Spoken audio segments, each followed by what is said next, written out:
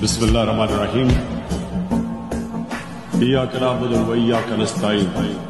And my belief is, La ilaha illallah, there is no God but one. And we will...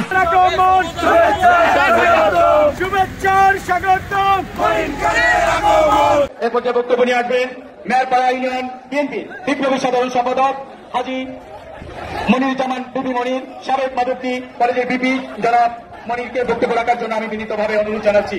যিনি বিগত নির্বাচনে কানেশী দেশনেত্রী বেগম খালেদা জিয়া এবং doctor Abdul Moin খান সাহেব যার হাতে কানেশী প্রতীক তুলে দিয়েছিলেন, সেই নেতা জনাব হাজী মনির হোসেন বিপি মনিরকে বক্তব্য রাখার জন্য বিনীত অনুরোধ জানাচ্ছি।